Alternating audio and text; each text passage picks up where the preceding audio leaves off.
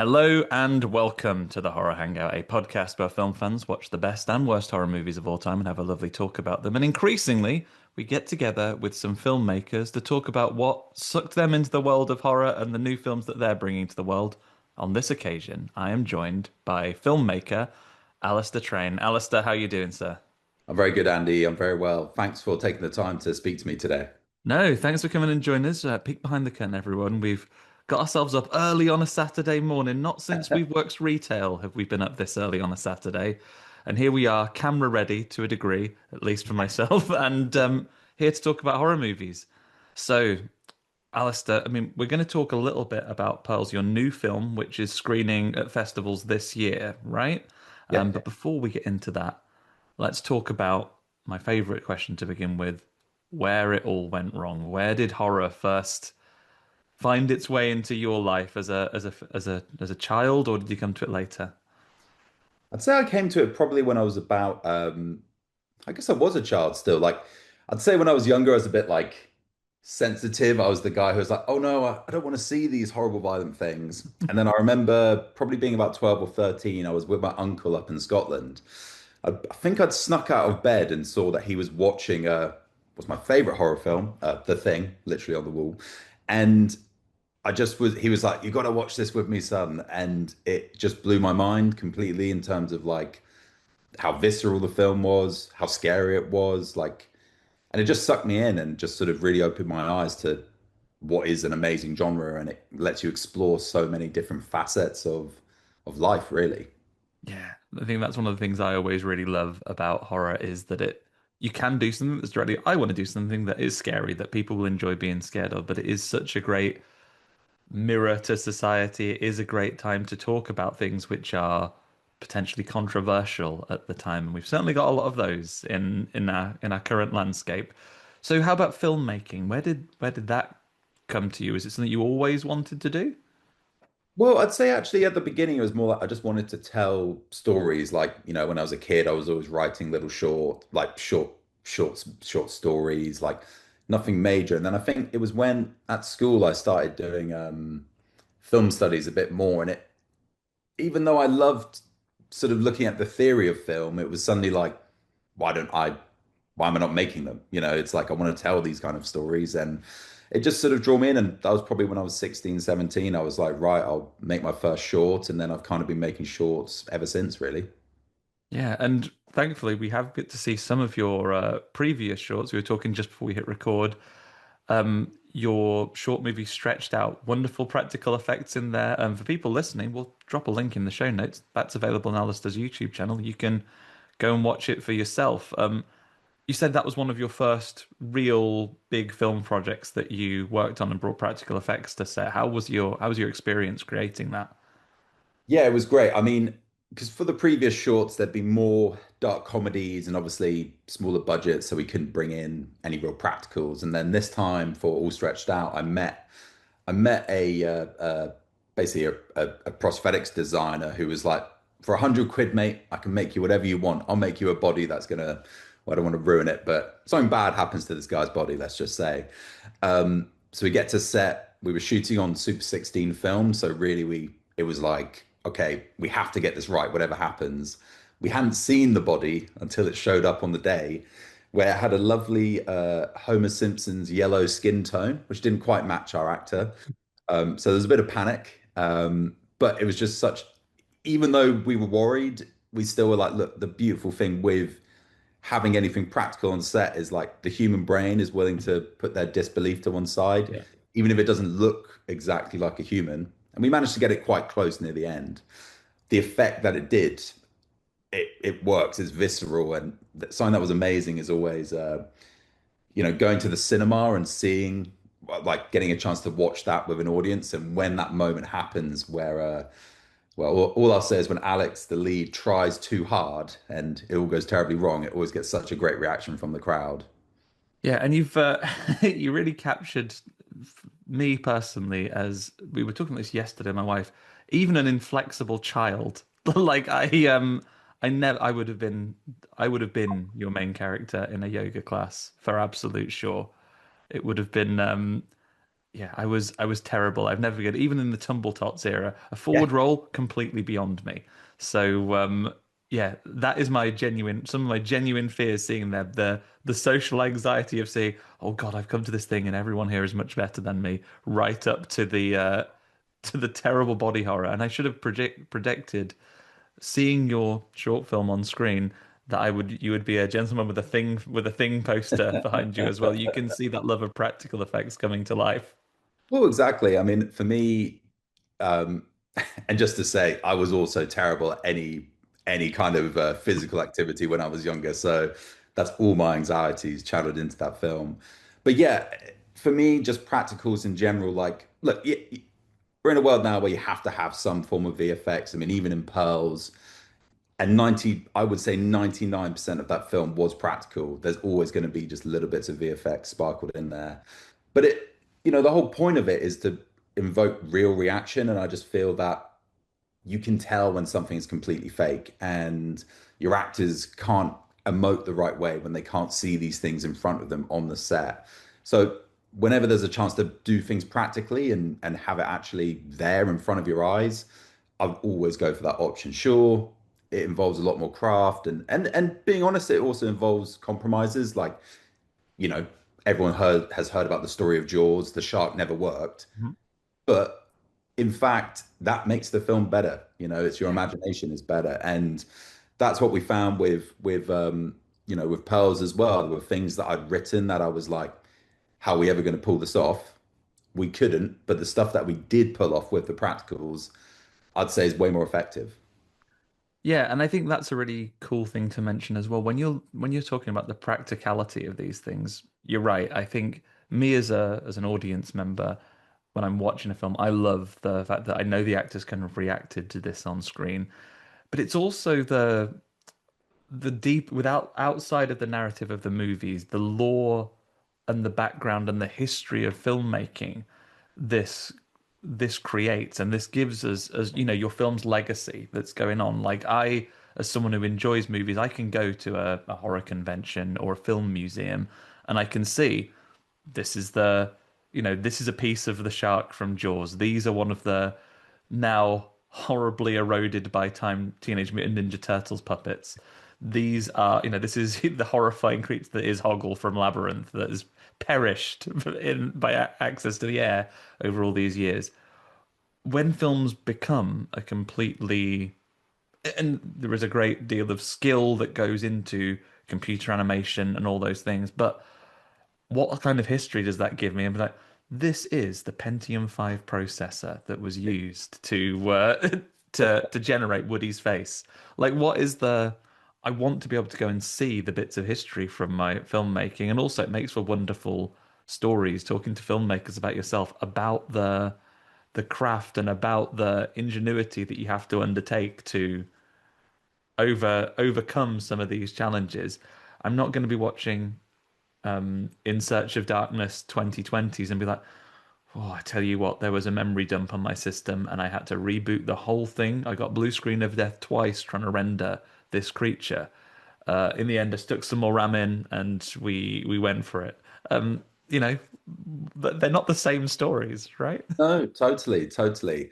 I mean, you look at something like Jurassic Park, and they were talking about, I was watching a documentary about how Phil Tippett originally he'd animated everything with the T-Rexes, and it had that wonderful sort of Jason and the Argonauts sort of Hmm. movement and character to them. For that film, I can maybe understand switching to the CGI dinosaurs working, but I just feel that was one of the last films that sort of honored the craft from both sides, where it's like complementing actual practical design and also a new wave of VFX. And then it kind of just went from there into, well, we don't really need practical. Cheaper. Let's just VFX, VFX, VFX, everything. But what you're saying about lore is right. I mean, I've still got the body from All Stretched Out upstairs in my house. I've got giant oyster shells in my house that I'm from Pearls that I'm like, I don't really know what I'm going to do with them, but someday people are going to see them and be like, what the hell is this? And why is this in your house? And like you said, it's a story. It's a tale you can tell people. And yeah, it's a testament to the real work that went into the film. And like you're saying, obviously being a computer, being a designer, so much work goes into that. But having something physical you can take home and look at, it's just something to be really proud of. And for my team, hopefully, like the work my production design team put into Pearls was out of this world. Like honestly, obviously, my producer, she helped so much, but my production designer, his name's Alavo. The film really wouldn't have happened without that guy. And it's nice to have a piece of the film that I can look at and go like, thank God you were there, Alavo, because this is great. Yeah, and it's nice to have those people, I think, involved in filmmaking, and whether those giant oyster shells live in your garage in the future or like in some incredible film collectors, like, oh, Alastair, who went on to direct this incredible tentpole movie. I don't want to incept this on you, so you can choose the name. Like, who went to direct this incredible masterpiece. This is one of his films that came out before that, and now it's in a collector's collection, or if nothing else, it's something that you can look back on as a filmmaker and go, "Oh yeah, that film that I made," and you could watch here, grandchildren, if you would like. This is something that I created and exists from a film. I think it's just a wonderful part of film history, and maybe to a degree, obviously not for people like yourself and lots of other independent filmmakers. Maybe something when you put the industry after the film title, the film industry is maybe forgotten a little bit to some degree. So I'm glad there's still people keeping it alive. Yeah. Um, Before we go into Pearls itself, obviously you write and direct.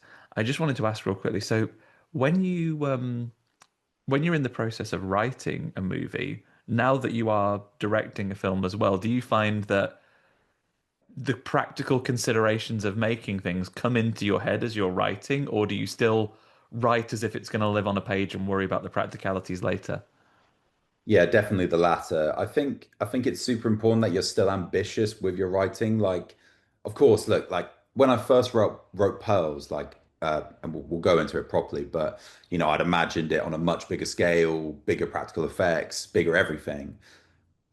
Really, you only want to worry about if it's feasible when you meet your collaborators, and really that's when they'll start telling you like, look, we can't maybe achieve this, but we can achieve this really cool thing still.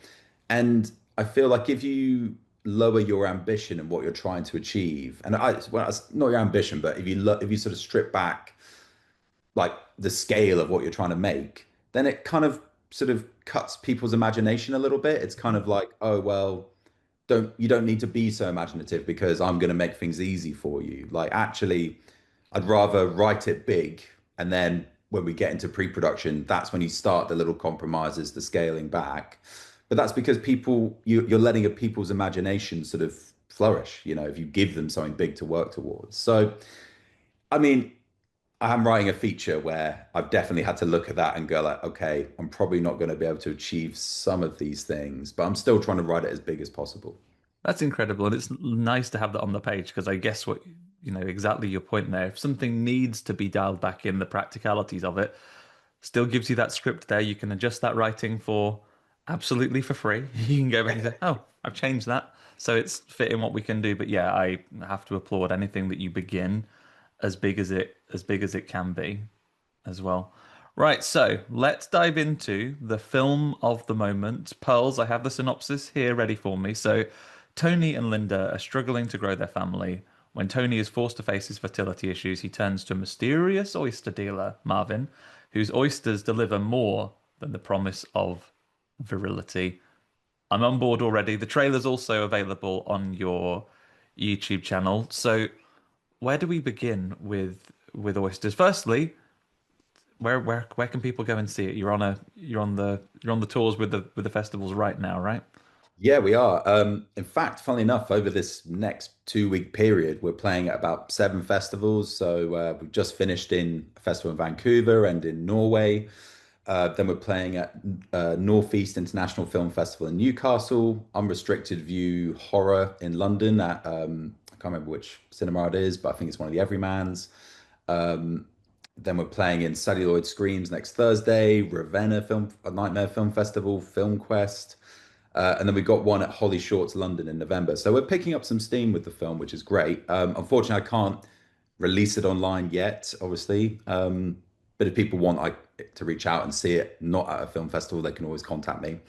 Um, but yeah, in terms of, were you asking where it started or how the concept I began? mean, first now everyone knows where they can Yeah. see it. Check out all those lists, everybody, if that's in your neighborhood. But now let's talk about the creation. What's your inspiration for this story? Because I know you draw a lot of inspiration from life. I mean, not the horrors, I imagine, but the basis of some of these stories. Where did this one begin? Yeah, so honestly, this one began in a really bizarre way. Like, so it's tied in with Scotland again. My brother and my dad were up in Scotland. They'd done some walking, celebrated with a tray of oysters, and one of them, the term my brother used was thick, foamy, and just looked a bit sinister. My dad, being a good dad, obviously was like, "Well, you better eat that one." So my brother scoffed it down, felt a bit vile, and what it turned out is that the foam that he ate was actually let's just say it how it was. It was actually oyster semen. So he ate Okay. a fertile oyster, um, and I was just like, "What the hell is that? That's disgusting." So from very early on, I kind of knew like, okay, I need to get this concept of a fertile oyster, and obviously something bad's going to happen to my main character down the line. Mhm. But as I was doing research into as I was doing research into like oysters, their aphrodisiac properties, things like that, what I started to notice was like my social media feeds just being filled with like sort of men's health stuff, like take this Viagra alternative. You're losing your hair, you need this pill. Your testosterone's low, take this pill. But the thing is, it's not like a doctor recommended any of this stuff. It was just some random online health site telling me that I should be using these things. Data insists that you've been looking at oysters, so that is what you're after. 100%. And but what I felt was sort of like how it, and obviously it targets men and women, but like the way it was targeting me just felt quite aggressive. It was sort of like you're not good enough, or like you're not achieving this vision of masculinity. And it sort of really drove the story from there. I kind of wanted to tell the story about how men's pride, but anyone's pride, but really obviously in this it's mostly men's, like men's pride can get in the way of sort of their relationships, their health issues, the problems that they're actually facing. And instead of it helping them, unfortunately, what it then does is sort of ruins everything for people around them because they can't open up. So it started as a fun, like, I'm going to turn someone into an oyster. And then kind of naturally, as the film and my research progressed, it sort of became like the through line, just sort of about these practices and how they target people, really. Yeah, it sounds like a lot of fun. I personally can't wait to see it. I will probably off mic, everybody. Probably bother you for a little link, so maybe I can catch up with it Yeah. after we finish because it looks incredibly exciting. It has a little bit of and obviously we don't want to spoil the story here, so feel free to tap your nose if you need to. But the like it almost has not only this sinister undertone to it, but I think naturally when you have anything about the sea and the bizarre creatures that lives about it, it naturally from the trailer has a little bit of the eldritch about it as well, and the unknown and mysterious. I think it's just fishermen that give that to me originally, but yeah, so obviously this is going to drive problems in their relationships and the unseen circumstances. It's a short film, correct? So, how what kind of running time are we talking about? Because I love the efficiency of a short film. Yeah, 15 minutes on the dot. On the Very dot, nice. So 15 minutes, and I am a huge fan of sort of short form fiction. There are so many. I mean, I think we've seen it in lots of our features over the last couple of years, where sometimes one of my major complaints about some films I've come out of it was like, oh, that would have been such a good short, but you wanted to go for a full one. So Yeah. I have a ton of admiration for short film, and every time we go to a film festival, a short film showcase is one of my absolute favorite treats because what you do is you go down and sit for the equivalent of a block of one movie, and you come out with 10, 15 entirely different, incredible horror stories that you can go and share. So moving on to the production of the film, though, how do you go about casting and putting this together? Do you have regular collaborators that you work with, or do you, much like any other film, do you go out and do casting and see who you can get in from the wider sort of filmmaking spheres? Yeah, so in terms of my crew, just quickly, like I have a group of collaborators who I've worked with on all my shorts, and it just helps having. I mean, look, you always want to bring in fresh blood. So obviously, like in terms of my production design, Alavo, I'd never worked with him before, but he was amazing. But my producer, my DOP, we've worked together many times.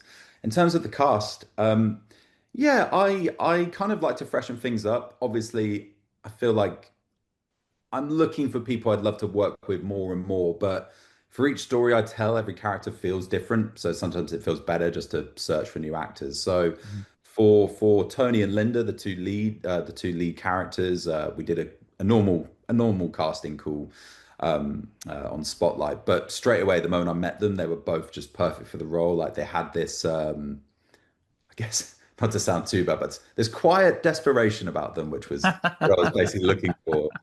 And because obviously the characters, again, they're trying to start a family, it's not working, and they have a lot to say without saying words, which is always really nice to see. And I just felt that the moment I met them. The fisherman, Marvin, the oyster salesman, was a different story. So his name's Mark Wingert. He was a regular on the bill back in the day, and he'd been in Quadrophenia. And we were looking for someone like we'd done a normal casting process for the role, but everyone was playing the character really like arch, like really big, this big villain, and Marvin never really felt like that to me. And we saw Mark show real. Obviously, we knew he wasn't going to do an audition. He's someone who's done this stuff before, Mhm. and we reached out to him and we had a chat about the character, and he just completely understood him. For me, and not really giving too much away, but Marvin, in a weird way, he's of course he is the villain, but he's meant to be sympathetic. You know, he's not someone who's just evil. He has his own rationale for why he's doing this, why he's trying to bring Tony into this world with him. Again, I don't want to spoil anything, so I can't go too deep into it. But I just felt like when I met Mark, he just completely understood that, and it was just such a pleasure to find someone who just like that understood what I was trying to do. Oh, incredible. And it is so brilliant when you just meet that person. It's like, whether it's collaboration on creation or like acting, when you find someone, it's like you get what I was going for. You get that certain feeling that it's like, I don't need to explain myself to you. Yeah, You've understood this brief directly. Taking a exactly. step back to the writing one, this can be broader. It doesn't have to be this project, but is there ever anything when you're in that writing process of a character or a story? Do you try and keep your mind blank of precise people, or is there ever any time you write a character and you think, I know who would be amazing for this? Is there a kind of wish list in your mind? Being honest, no. Like I do know, like, obviously, it's almost like you have to have two hats on. You have to be like, okay, this is my writer hat. And then when you get into pre-production, your director hat comes on of your who do I want to cast for this project. But when I'm writing, I try and leave the characters a bit blank in a way. Like I kind of leave them as like I wouldn't say everyman characters, but I kind of want anyone to be able to play them. Obviously, look, I'm looking for actors who will bring the best out of the role and their own spin on it. Um, like that's sort of something I love doing. Like, fine, I love writing, but I love writing with like finding like, oh, which actors am I going to meet and what sides of the character are they going to bring out? So normally I try and write the characters a bit like anyone could be them in a lot of ways. But that's not to say in future. I mean, look, obviously, like if I found out, I don't know, Kurt Russell was like, I'm coming Just in back, town. I'm back, I'm up for it. Of course, I'd be happy to shape a character around that. But I find for my writing style, I like because the issues I deal with in terms of the films, I feel are kind of everyman issues like that, the yoga film, it's about, trying to impress those people around you and actually the damage it can cause trying to do that. Or my previous film before that, Osteopathy, it's about an osteopath who is trying to impress his dad by accidentally killing his clients. It's sort of, but that feeling of trying to impress someone or trying to fit in, like I feel those are normal issues. And if you imagine celebrities in those roles, it doesn't quite work when I'm writing it. Obviously, when it gets to casting, it's a different matter. You're right, actually thinking about those are the things where sometimes a huge name, not that, you're necessarily going, let me cast the big Hollywood A-listers because you're an independent filmmaker, but sometimes even the biggest films, they there are such big personalities in the world of celebrity and acting today as well that there are some people who it's really difficult for them to disappear. I know it's not controversial. I would say this is a debated topic, but Nicolas Cage in Longlegs, you can he can either entirely disappear into that role, or if you're someone like me, and unfortunately I am, you go, that's Nicolas Cage. Yeah, And it's a shame. For me personally, like Long Legs was almost an amazing film, and I do love Nicolas Cage, but it just didn't, for me, that one time I was like, just not quite what I wanted. And yeah, like you said, you just instantly go like, or it's like in Mandy or in any of the other ones, you're just like, oh, there's Nick Cage. yeah, yeah, and it's often not to the detriment of the film, but if the objective is for you to not think about that, unfortunately, it's really, really hard not to. Whereas we'll call a positive example as well. I think Demi Moore entirely disappears in the substance, Yeah, entirely embodies that character. You could tell me that this is a real person called Elizabeth Spark, and I'd be like, okay, yeah, exactly. That's the beauty. yeah, incredible. So what is next for you, Alistair? Obviously, touring around the world and the country, showing Pearls first, but what next? You mentioned you have features on your mind, right? Yeah, definitely. I mean, I think every short film filmmaker eventually gets to the big, okay, you kind of need to take a step, and it's easy to sort of keep avoiding it. But, I've got two features written, one sort of a psychological body horror drama about a sort of middle-aged, middle-class woman who gets addicted to VR and how it effectively destroys her life. And then I also have one that's maybe a bit more fun, like imagining a sort of like Evil Dead 2 action culty horror movie, basically through the countryside, following a woman whose dad basically murders her entire family to live forever. So I've got these like Yeah. kind of dark horrors coming up, and then I do have one more short sort of on the horizon, like what about hypochondria and how sort of technology and hypochondria combining maybe isn't the best thing possible. Yeah. So I've got these on the way, but it's that early stage of like they're written, they're being redrafted, and now just desperately trying to pitch them to people and be like, give me some money. Yeah. And I was going to say, is that the way that you, as because I know there are multiple ways you can approach it. So right now you look for producers and backing and funding to do it at I would say, a more traditional route than the other, the crowdfunding route that a lot of people are going down today. Yeah, I mean, I think you have to do like almost a mix of both, being honest, like being frank, like some of these films are I don't think would say self-funded, but I also outside of my film life have a day job, which a lot of my money gets pumped into these projects. But then you're always looking for it, like you said, like can you crowdfund a percentage of the film? Can you meet someone who's willing to put in a percentage as well to fund it? Mhm. And I think that's it for the features. Like some of them, especially the action horror, I'd say is fairly ambitious in scope. That word again, where I'm like, why did I write this way? And yeah, you're trying to see what you can gain and who's interested and who isn't, basically. That's not to say I wouldn't, if I couldn't find investment, I'd still make the film and I'd make it. I'd find people. I'd crowdfund. I'd make it anyway, as best as possible. Um, but yeah, it's there's something if you manage to get funding from someone, it shows someone believes in the idea, and it's always a positive feeling. And I guess this is not to diminish their merits by themselves, but having a background in shorts as well, that gives you kind of like your creative show reel in the fact you can say, look, I'm telling you that I can make a film which is a feature length. I mean, I of all the feedback I would give you, I would say if you can continue the trend of having it finished dead on a particular minute count, then you'll get my applause forever. But yeah, having something that potential investors, producers can see, oh, I know that this person is going to deliver. I can see they've got a range of work as well. I guess that only helps the cause, right? Yeah, 100%. And just I completely agree with you about the length of films nowadays. Like every film just seems to be 10 to 15 minutes too long right now, and I don't understand. But yeah, you're right. That's the whole point of making these shorts. It's your portfolio, it's your body of work, and yeah, it like you said, it shows to people that. And I feel like what I've demonstrated with all of them is the scales only got bigger and bigger. Like Pearls was the biggest short I've made. So the idea of can someone handle the pressure, that kind of budget, find the right people to make a feature becomes easier for a for an investor to accept and digest, basically. Incredible stuff.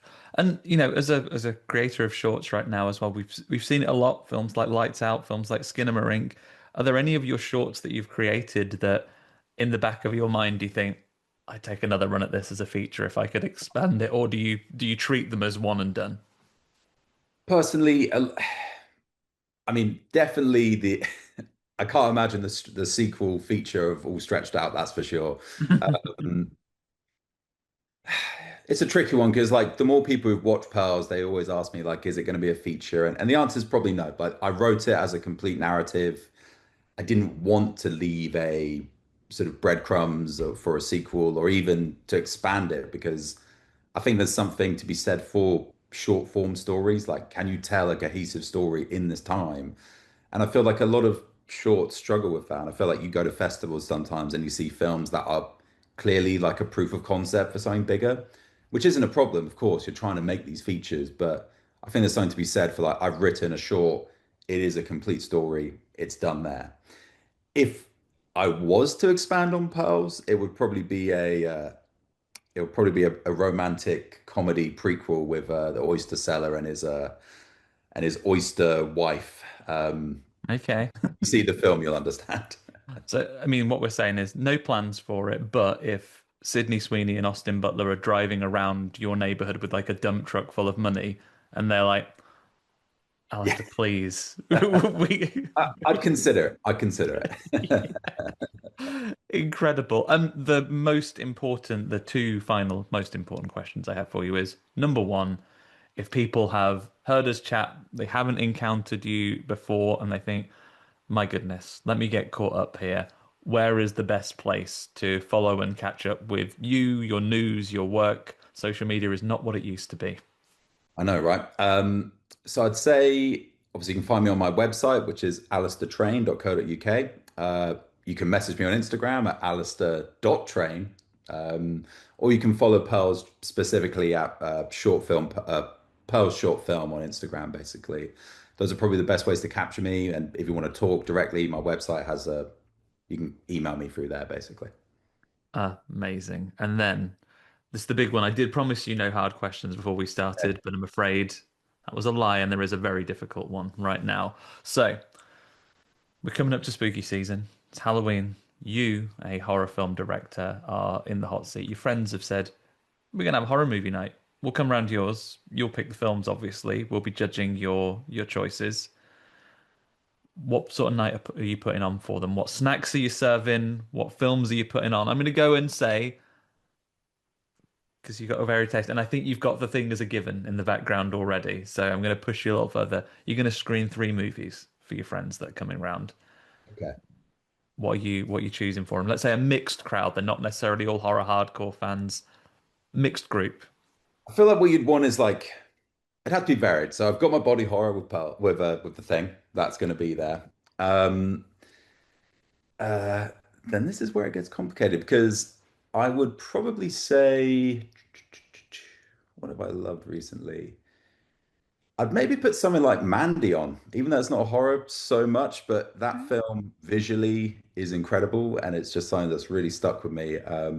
Like it's just such an awesome movie. And then something that's going to really freak people out, but not in a way they'd expect. Ben Wheatley's Kill List. Again, like kind of obviously, basically, I'm taking people on a really weird horror night, basically. I mean, look, it could be swapped out with The Fly or God, any of these movies, but I think those three. In fact, here's what I'm going to do. I'm going to drop out Mandy, put Kill List in, and then I'd put The Fly as well. So two gross body horrors and a nice culty romp around. What order are you going to go? So people arrive, they have a couple of snacks. What they're going to start with? Yeah, you're starting with ooh, what snacks am I getting for the people? Okay, we're starting with brain hemorrhage shots, which is a grenadine with Bailey's, nice chaser. With then we're moving into some popcorn. I'm a classic. I love the Yeah, popcorn that's all horror right. nights. You You know, know, it's it's got to be popcorn vanilla's a horror. popular flavor for a reason. It's the best one. Exactly. Um, and then in order, I'd go Kill List, The Fly, and then to finish it off, I would go The Thing. Oh yeah, the thing, nice and late finishing, maybe, especially as the weather's turning a little bit. You open the window so it gets a bit chilly in there. You get the blankets out. If you've Exactly. got a dog, you can let it in just as the film ends. I want to feel my breath in the air, you know? Yeah, that's it. What a time. Oh, and you could get like, I know it's more washing up. You could get everyone to bring a hip flask, and then you'll stop doing your glasses, and then when you're sitting around at the end, you can all take a little Drinking our whiskey. sip out of it, and then go, "Ha, that was petrol. That's proven you're the thing." Exactly. And then that's when I call the ambulance and go, what have I done? And you've got a lovely couch behind you as well. You could tie everyone to it while you watch the film. Exactly. What a time. Alistair, thank you so much for joining me early on a Saturday morning. Yeah, I know it's your weekend too, so let's go and enjoy the rest of your day. Best of luck with all the travel and all of the rest of the screenings. I hope you continue to get incredibly warm responses from the audiences that you're meeting. And we will look forward to catching up with you again soon. Thank you so much, Andy. It's been a pleasure. And yeah, have a lovely weekend. Thank you. And for everyone else that's listening, you can't reply, but we hope you have lovely weekends as well. Thank you for listening. Thank you to the good folks at Acast for hosting the show. Thanks to our old mate Taj Easton for our theme music. And thank you to just everybody. If you've been unthanked, you're doing all right out there. Well done. Good night, everybody.